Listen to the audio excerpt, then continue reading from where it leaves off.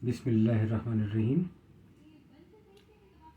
हम एक सिलसिला शुरू कर रहे हैं कि कुरान मजीद की एक आयत में मौजूद जितने भी मुफरदात हैं से हुर्फ़ी मादा से जो मुफरदात बने हैं उसका मफ़हूम पेश करेंगे, यानी से हुर्फ़ी मादे का मफ़हूम पेश करेंगे। अच्छा, उसमें हमने दो लुग़त को अपने सामने रखेंगे। एक मुरवजा तराजुम की लुग़ात,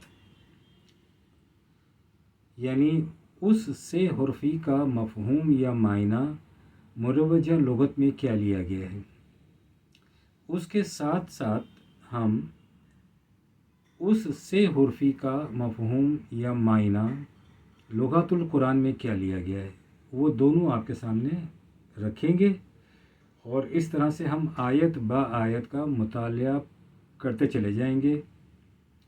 अच्छा, अब यहाँ पर बात ये है कि एक इल्ज़ाम है लुग़ातुल कुरान पर कि लुग़ातुल कुरान में जो मायने दिए गए हैं वो मायने उससे मुख्तलिफ़ हैं जो मुरवजा तराजुम में मौजूद हैं, मुरवजा तराजुम की लुग़ात में मौजूद हैं।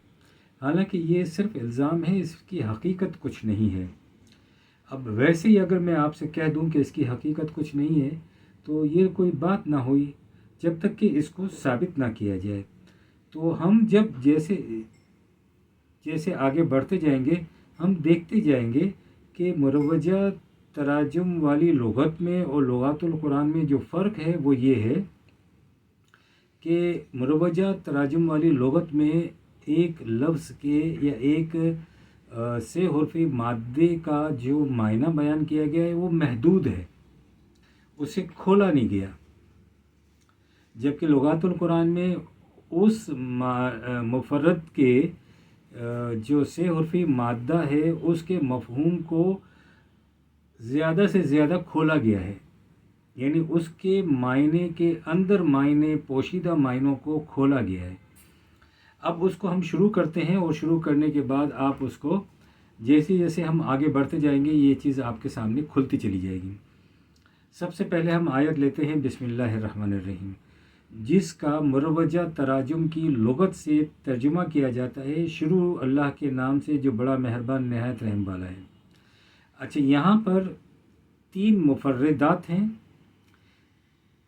तीन से हुर्फ़ी मादा हैं। एक अल्लाह यानी इलाह अलिफ लाम है, दूसरा है रे हे मीम रहम।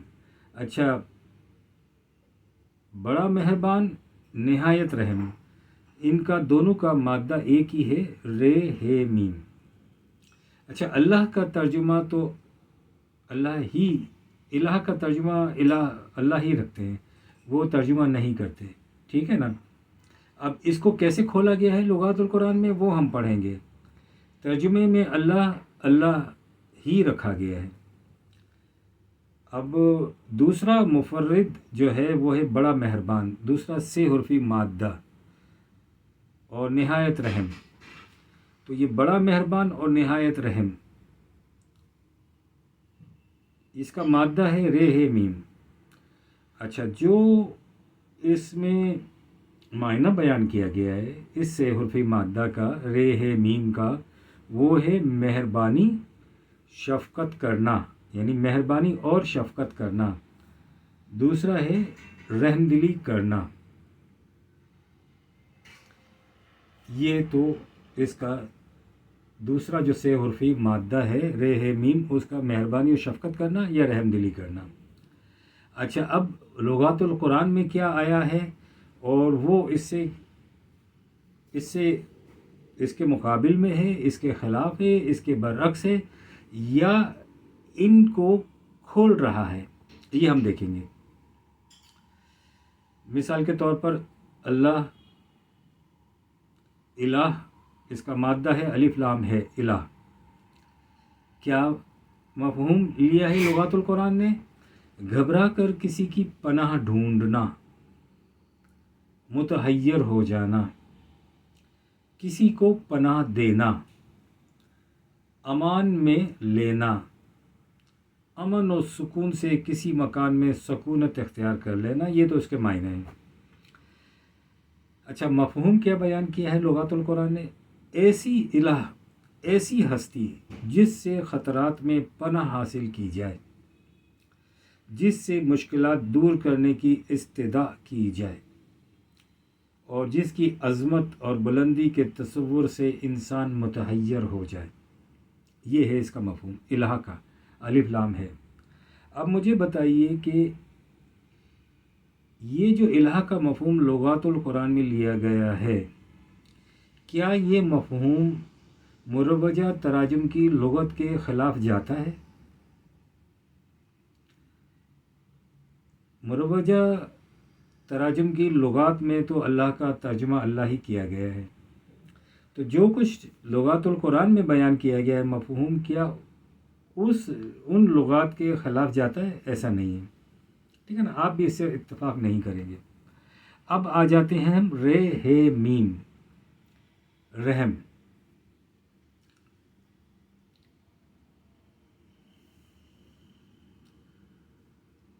بطن عورت کا وہ خانہ جس میں بچہ پرورش پاتا ہے اور بچہ اس غلاف یعنی رحم کے اندر خارجی اثرات سے محفوظ رہتا ہے۔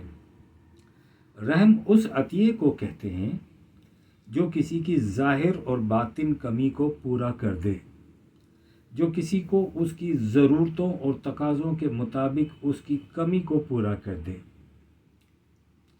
عطیہ کی تعریف یہ ہے کہ وہ چیز جو بغیر قیمت اور بلا مزد یعنی بلا مزدوری یا بلا معاوضہ دی جائے، اس کو عطیہ کہتے ہیں۔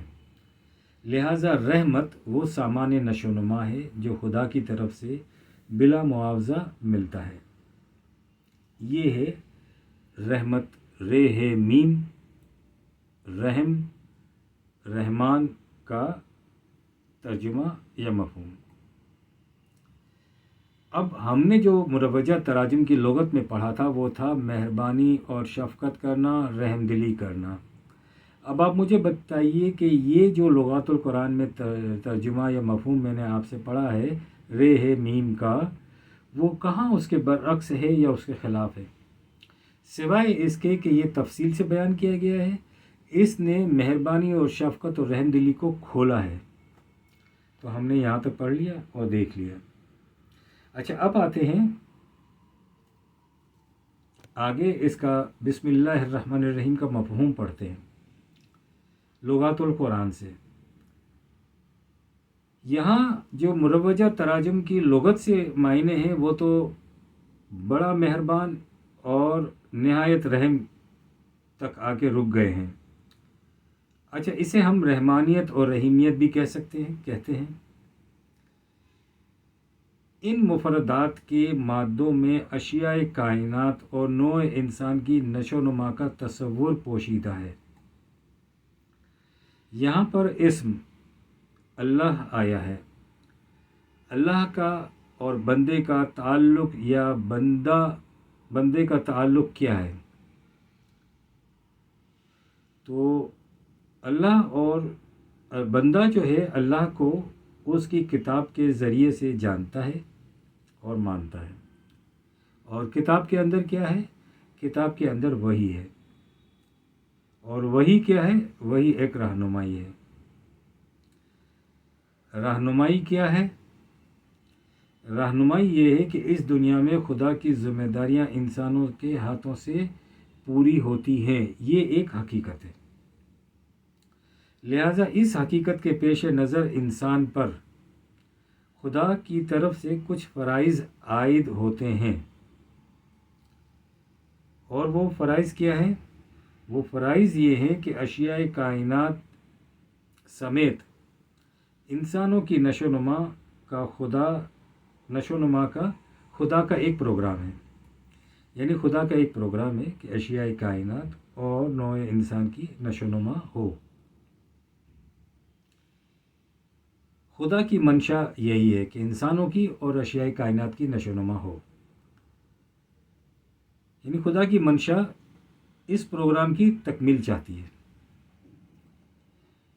اور خدا بندے سے اچھا اس پروگرام کی تکمیل کے لیے خدا کیا چاہتا ہے انسان سے؟ خدا یہ اپنی رفاقت چاہتا ہے کہ انسان اس کا رفیق بن جائے۔ اللہ تعالیٰ کی منشا یہ ہے کہ انسان اس کا رفیق بن کر اس کے پروگرام کی تکمیل کرے،